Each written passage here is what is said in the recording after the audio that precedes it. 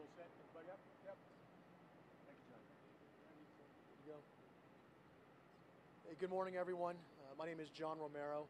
I'm the Public Information Officer here with the Lakewood Police Department. First and foremost, we just want to extend our deepest sympathies to the families of the victims of this tragic incident from last night. Right now, the number one focus of the Lakewood Police Department is to fully investigate this crash and to bring justice to these families and for these victims as well. Today with me, I have Agent Ty Countryman with the Lakewood Police Department. I also have Tamara Rollison with CDOT. They're going to give you an update on where we are in our investigation with the crash and also an update on where we are with road closures in the area. So first up will be Ty Countryman, agent with the Lakewood Police Department. Good morning. Since we've talked this morning earlier, we have, like I said before, taken a person into custody and made an arrest. This gentleman was charged with 4 counts of vehicular homicide. He was lodged at Jefferson County Jail. His name, and we will get this out on print to you here shortly, last name is Aguilera, hyphenated, Medeiros, and I'll give spellings when we're done here. First name is Rogel, middle name is Lazaro, and his birthday was 11/21 of 95. He's a resident out of Texas, and that's where we kind of stand as far as the suspect goes in this. The investigation showed that he was driving eastbound on I-70 in his semi, the one that we've seen on some of the videos, the flatbed carrying the load of wood. He loses control of the vehicle coming down I-70. Traffic was backed up just on the south side of the Denver West Parkway, given the crash that was way up by Ward Road and Kipling Street. At that time of day, we all know I-70 can be very, very jammed up. He can't stop, doesn't stop, and ends up colliding with several cars. And as a result of that, the fire ensues, and we have what everybody saw from the videos. The number of cars is still the same. 28 vehicles, 24 cars, 4 semis, and the number of confirmed fatalities is 4. We are still working with the coroner's office on identifying all the bodies and working with them on that. So right now we don't have any IDs of any of the victims, and that is a long process that the coroner's office is going to have to go through. So I would say, be patient with us and go from there. So the investigation, like I said, right now is cleanup. The cars are being removed as we speak. There is just a bunch of debris from this crash that took place. The carnage was significant, just unbelievable, and it's taken a long process to do that. So as we said before, when we get the roadway cleared up for the accident side and the police department side, then we turn it over to CDOT so they can work on the maintenance part of it for the roadway and the bridge. If you have any questions for me, I'll answer those, and then if not, we'll turn it over to Tamara from CDOT. Have you looked at some, you mentioned videos. We've seen videos. Do you know where perhaps he might have lost control of his truck up on I-70? And did he pass one of those truck ramps? We saw a video that looks like perhaps he may have. Is that part of your investigation? We've seen that same video, and we're working to confirm it. We can't confirm that's him, and that's what we're working on just through some of our resources and technology to make sure we can confirm that's the same truck, given it's about 3-4 miles from here. Where he lost control, that is still part of the investigation. We're still looking into that. We have witnesses that we want to talk to again and re-interview. I think they can certainly help us with kind of a timeline or a time frame of where all this took place. So, like I said, we're not confirming any of the video right now. We've seen it and we've got it too. We're just trying to make sure it's the right guy the truck we're looking at. Is the working theory though this happened it started several miles away? The driving, yes. Yes. Do you know how much experience he had with truck driving? We had heard he possibly had just gotten out of truck driving school. I can tell you I know some of that, but we're not releasing any of that. That's part of the investigation that we want to look into a little deeper as far as history and some of that. He's only 23 years old. Correct. Ty, can you tell us the trucking company that he was working for? I honestly don't know it. I know that the investigators down at the crash site have it. I just haven't seen them to put it all together, for that. Have you looked into whether he had an active CDL license? Yes, he did have a CDL license, and it was out of Texas. We asked you this before about blood and alcohol. Is that answer still the same, that there was no evidence of Yeah, nothing has changed with that. And is he cooperating, and does he speak English, the driver? Is cooperating, and we did use a translator in the investigation for the interview, but there was some English being spoken. Sir, can you talk a little bit about evasive action, any honking of the horn or anything that he was trying to do while he was coming down the hill, or was there any of that? That's part of the interviews with the witnesses, and that's part of the investigation. We want to see really what took place from where he got on I-70, and that's what we're looking at, is where did that happen at, and what happened between that point and the time of the crash. You said any preliminary information on that, on driving on the median, or? No, that's all part of the investigation we're kind of working on and building our case for. We know he's from Texas, but obviously he was coming from the west. Was his trip originating somewhere west in Colorado, Salt Lake City? Do you know that? No, the investigators are looking at what his route was, or what his, I guess route's the best way to put it. I don't know what his starting point and ending point was supposed to be. Can you talk a little bit about, 28 vehicles involved, and this kind of vehicle crash and plowing into them. Can you talk a little bit about the scene and about, some of these people ended up in the hospital? Were they pulled out by other drivers? Can you talk a little bit about how people survived? Some of the drivers were able to get out on their own and kind of move to safety, and then when West Metro and the first responders, like I said last night, we had some great assistance from Colorado State Patrol, Jefferson County Sheriff's Department, West Metro Fire, Golden Fire helped. I'm sure I'm missing somebody here, and obviously Lakewood was a first responder on that too. So between that, yes, there were injuries, but these people were able to get out and get away from the extreme danger, and then West Metro was able to treat them and transport them and go from there. Could there be more than 4 fatalities though at this point? There is a possibility. I just don't, from what I'm hearing at the scene, that we don't, at this time, we don't think there is, but we do know we have 4 that are confirmed. Have you notified those 4 families? No, the coroner's office is working on identifying them, so then we can go contact relatives. Are you able to tell us if any were children? That I don't know. Like I said, out of the 4 of them, I don't know that answer. Ty, can you, back to the driver again, can you tell us anything about his status here in the U.S.? Is he a citizen? No, I can't. No, I can't. I'm not going to comment on that right now. Could he face more charges as this investigation continues? Absolutely. Yes, as the investigation continues, if we find and feel that different charges or more charges are appropriate, and the district attorney's office, works with us and we work with them, then certainly more charges can certainly be added. What's his demeanor? Is he remorseful? He's cooperative. Like I said a few minutes ago, he spoke with us, and as far as attitude and demeanor and all that, I'm not going to comment on that. Can you tell us, I asked this earlier about trucks coming down that particular stretch of road, that grade, and maybe that one last turn-off chance they have.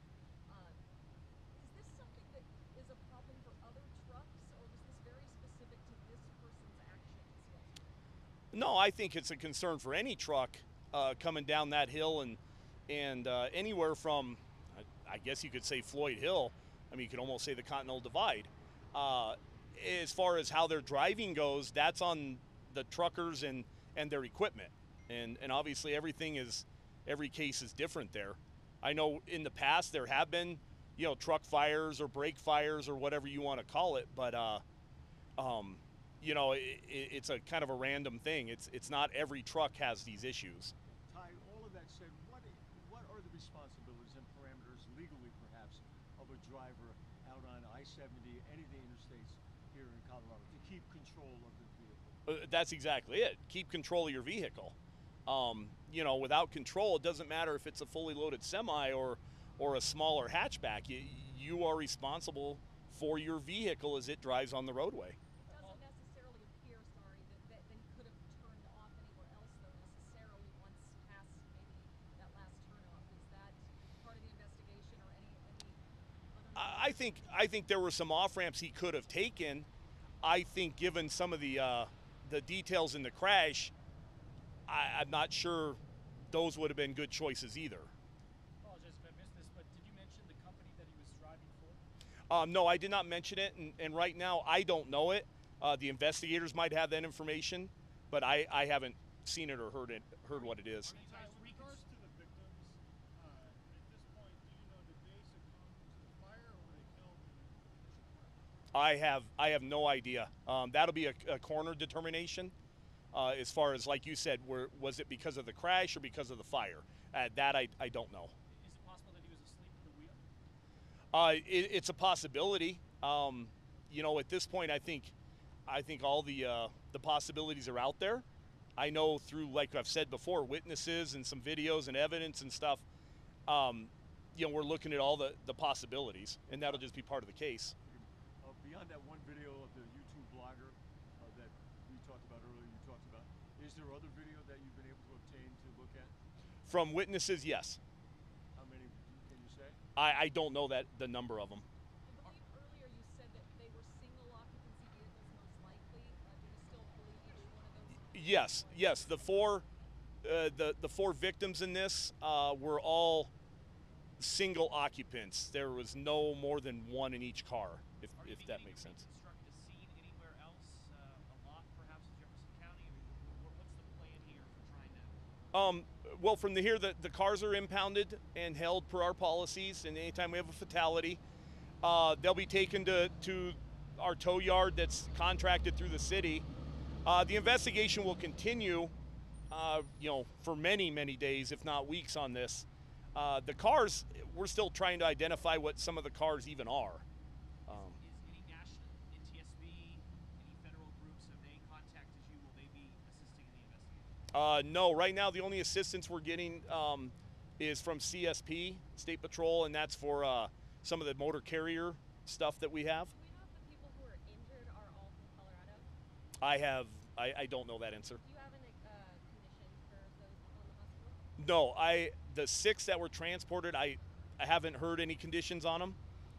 Given the magnitude of this whole thing, like I said, that's where I know we have officers dealing with that, but they're at a hospital and being taken care of, and that's, you know, obviously first. We'll get and talk to them as time goes by. Ty, are you able to talk about are you able to talk about some of the stories that people try to help people that were in the moments after this crash? Yeah, some of the videos that we've seen, there are people running up to the crash site and some of the stuff there. I don't know if we've talked to those people. I don't know if they stayed. Are witnesses? Were they back did they drive up on it? I just don't know their relationship to the crash on that. Were they at all any help? I don't know that answer.